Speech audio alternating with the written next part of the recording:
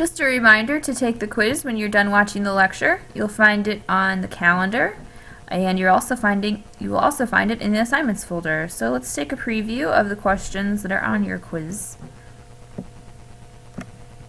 So this way you know exactly what you need to be watching and listening for. Alright, there we go.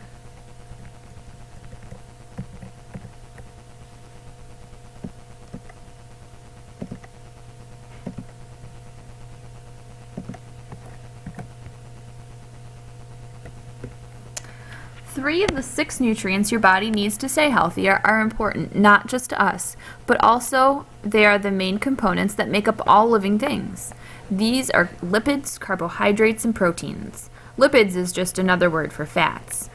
These molecules are very large, and so they're called macromolecules. There are 4 groups of biological macromolecules, 3 that are nutrients we need to stay healthy, and 1 present in just about all food. The last one is nucleic acids, and they store genetic information. Nucleic acids are DNA and RNA, are in all food except for some processed food, since all living things contain DNA. In this lecture, we're going to take a closer look at 2 of the biological macromolecules, carbohydrates and lipids. Before we get to those macromolecules, there are 2 important words that will help you to understand the structure of 3 of the macromolecules better. A polymer is a long chain of smaller subunits. The smaller parts are called monomers. Imagine a paper chain made up of individual links. The entire paper chain is like the polymer, and each individual link of the paper chain is like a monomer.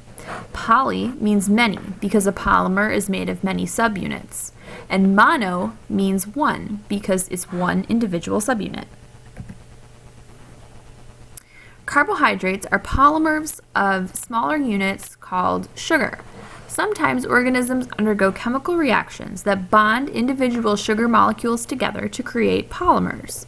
Usually, these are linked together when an organism wants to store carbohydrates for later use.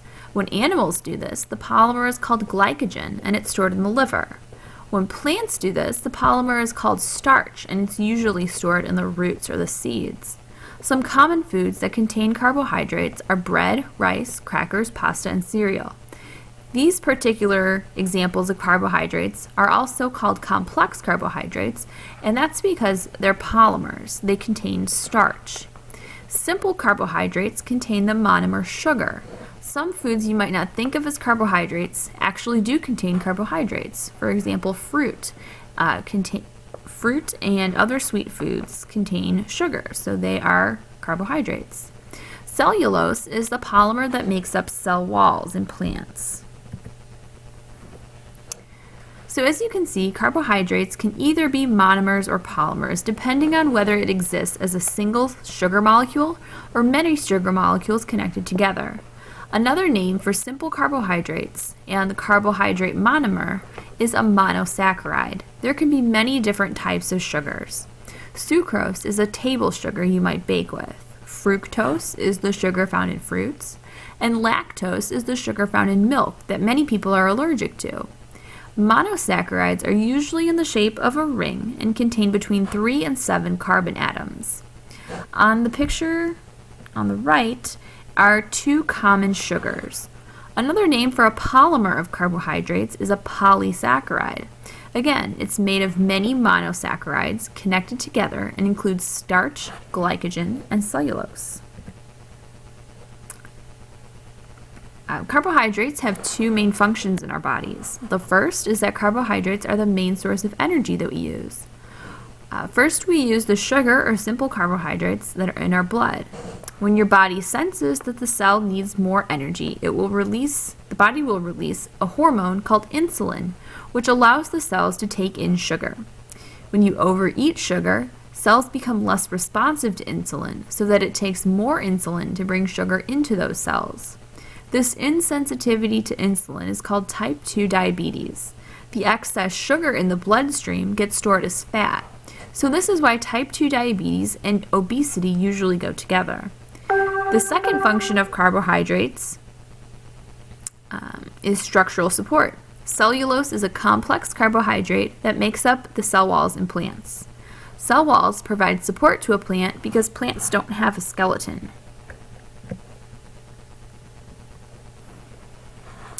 Lipids are a second class of macromolecules. They are sometimes called fats, oils, waxes, or steroids. In the lecture on nutrition, you learn that fats are used as some types of hormones. Steroids are a group of hormones made from fats. They occur naturally in the body, and they include estrogen.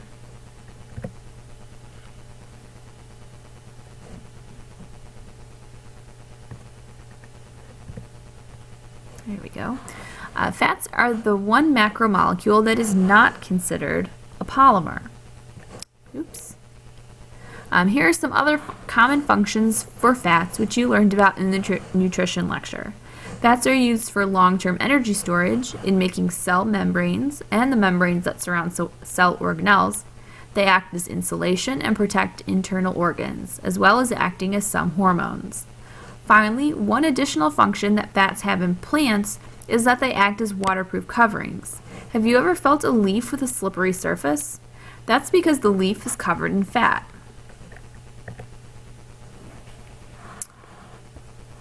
Fats are the one macromolecule that are not considered a polymer. Even though they're very large molecules, they do not have repeating subunits. We'll take a look at the structure of fat on the next slide. Fats are made of mostly carbon and hydrogen atoms, and they don't dissolve in water. This is important when making cell membranes, since the inside and outside of cells are surrounded by water, so fats make a good barrier since they don't dissolve in water. If you've ever used Italian salad dressing after it's been sitting in the fridge for a while, you'll notice it is separated, with the oil floating on the top and the vinegar and water on the bottom. When you shake the dressing, the oil droplets are broken up into smaller parts and are surrounded by the water and vinegar, but the oil never fully dissolves into the vinegar and the water. So one of the most common types of lipids are called triglycerides. These are the fats found in plants and animals, and so they're the ones that you eat. And triglycerides have two main parts: the glycerol molecule, that's highlighted here in gray, and 3 fatty acids, which are each highlighted in yellow. You can tell that this particular triglyceride is a saturated fat because the tails are straight. It allows them to stack up on top of each other easily, and that's why they form a solid at room temperature. An unsaturated fat would have kinks or bends in the tail, which would make them less able to stack on top of each other.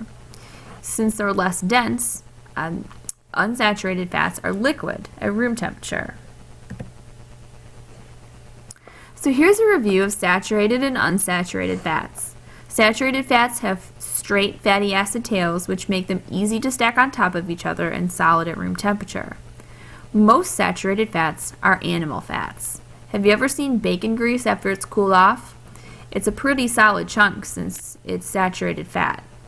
Unsaturated fats have bent tails, or tails with kinks in them, so they don't stack up and are liquid at room temperature. These are the fats found in plants. Think of vegetable oil that's used to cook.